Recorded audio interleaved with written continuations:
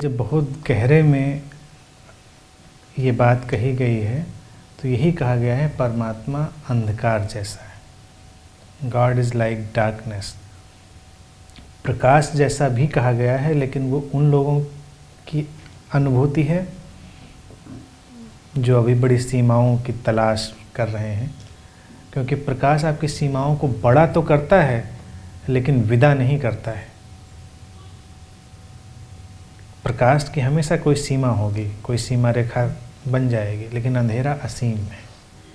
तो ईश्वर या परमात्मा की जो अवधारणा हुई वो असीम की तरह, तो वो अंधकार की तरह, तो वो अनुभूति आती है और वो बहुत ही शांतिदायक है। अंधेरा भी बहुत शांतिदायक है। भक्ति में कैसे प्रेम होता है, भक्ति में भी प्रेम है और उसमें अशुभ धाराएं बहने लगती हैं। वो भक्त भी जो है किसी प्रेम में चला जाता है।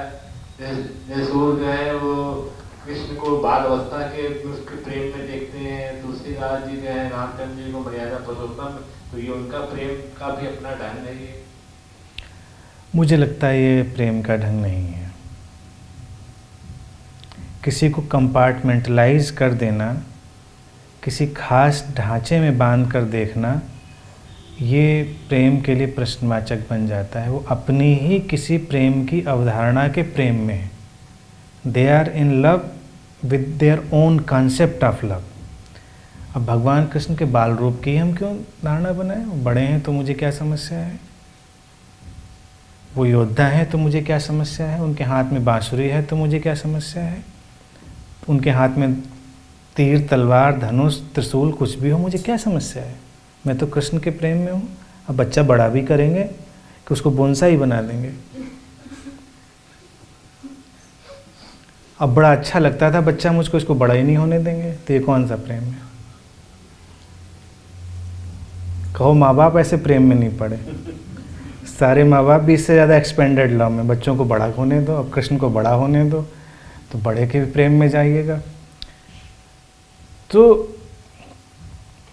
धारणा मूलक जो प्रेम है उनकी कोई अहमियत नहीं है। प्रेम एक एक्सपेंडेड कॉन्शियसनेस है, ऑल इंक्लूसिव कॉन्शियसनेस है। उसमें कोई अड़चन नहीं है। कैसा भी हो, प्रेम का तुम्हारा जो स्वरूप है वो कैसा भी हो, कैसा भी हो सकता है।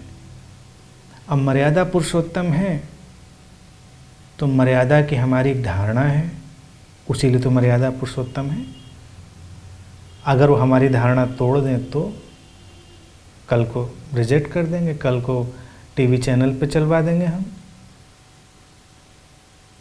अगर आज की तारीख में राम होते या कृष्ण होते तो कितनी बार चैनल पे स्कैंडल चल गए होते, क्योंकि ये हमारे कॉन्सेप्ट से नहीं। अब लोग भक्ति जब प्रेम का शुद्धतम रूप है तो भक्ति का कोई टाइप नहीं है, कोई कॉन्सेप्ट नहीं। क्योंकि भक्ति, जैसे मैंने कहा प्रेम करो तुम्हारी समझ में नहीं आएगा। अब किसी से कहो भक्ति करो, आदमी कहता ठीक है, बिल्कुल भक्ति बहुत आसान है। कुछ भजन गाते हैं, आरती करते हैं, पूजा करते हैं, दीपक जलाते हैं, कुछ फूल चढ़ाते हैं, भक्ति शुरू हो गई। तो ये मार्ग बन गए। ध्यान मार्गी वो आँख बंद करके ध्यान में बैठा हुआ है। जो आँख बंद करके बैठा दिख जाए वो ध्यानी है। और जो कुछ फूल चढ़ाते, अगरबत्ती जलाते, आरती गाते या कुछ इस तरह के रिचुअल करते मिल जाए तो भक्त लगेगा। लेकिन कोई टाइप है भक्ति का? कोई टाइप नहीं है। भक्ति तो एक गहरी भावना है, उठ गई तुम्हारे अंदर से तो बस तुम्हारे अंदर तैर रही है, तुम्हारी आँखों से झलक रही है, तुम्हारे रोम रोम से झलक रही है। तुम गहरे प्रेम में हो। मन होगा तुम्हारा, वो सारे काम भी करोगे। मैं नहीं कह रहा वो गलत है, तुम हो सकता है सारे काम करोगे कि किसी के प्रेम में होकर तुम बहुत सारे काम करते हो, अच्छे कपड़े पहनते हो, अच्छी अच्छी चीज़ें तैयार करते हो सब।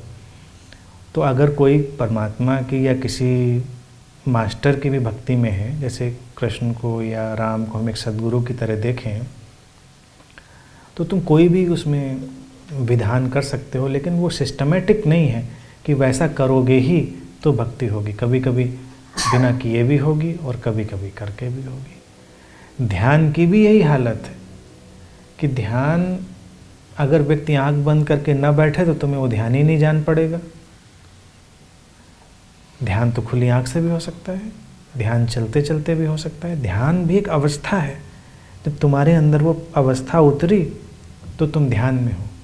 कैसे भी तुम अपने काम करते हुए, तुम ठीक अपने काम की सारी प्रक्रिया के बीच ध्यान में हो सकते हो, क्योंकि ध्यान तुम्हारी आंतरिक अवस्था है, तुम्हारा कोई फिजिकल पॉस्चर या तुम्हारी टेक्निक नहीं है। जैसे प्रेम एक चित्त दशा है,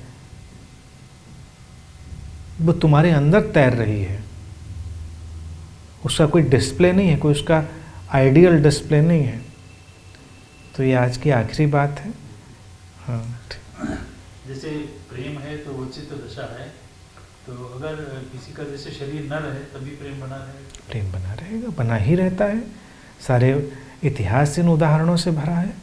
अगर हमने उस ऊर्जा या उस चैतन्य से संबंध जोड़ लिया है तो शरीर तो कोई मायने नहीं रखता, क्योंकि अभी भी तुम्हारा शरीर से प्रेम नहीं है। ये बात 100% तय है, इसको महसूस हर व्यक्ति को कर लेना है कि अभी भी शरीर से प्रेम नहीं हम कर रहे हैं, अभी भी तो हम उस चैतन्य से, उस ऊर्जा से ही प्रेम में हैं। तो शरीर ना भी रहे और अगर हम थोड़ा अलर्ट रहें और जागे रहें तो वो वैसा ही बना रहेगा, उस पर कोई अंतर नहीं पड़ता, क्योंकि वो ऊर्जागत है।